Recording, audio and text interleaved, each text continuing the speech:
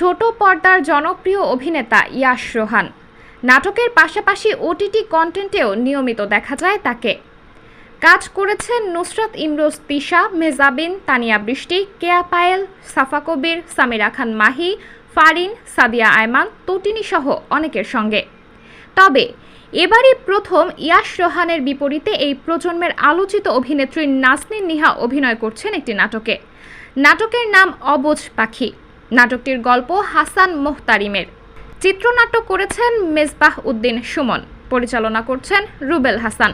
এরই মধ্যে নাটকটির নির্মাণ কাজ শেষ হয়েছে বলে জানান নাটকটির প্রযোজক এস.কে শাহেদ আলী পাপ্পু। পরিচালক রুবেল হাসান জানালেন, শিগগিরই নাটকটি দেশের একটি ইউটিউব চ্যানেলে প্রচার করা হবে। এদিকে ইয়াশ রোহানের সঙ্গে জুটি বাঁধা নিয়ে নিহা বলেন, ইয়াশ ভাইয়ের সঙ্গে এটা আমার প্রথম কাজ ছিল, পাশাপাশি রুবেল ভাইয়ের পরিচালনাতেও প্রথম।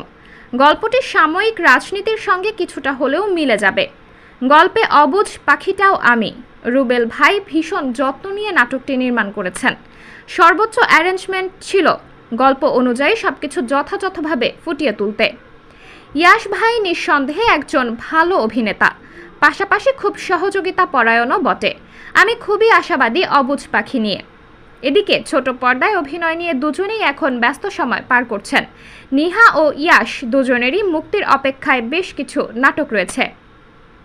সাবরিনা জলিল, সবার কথা।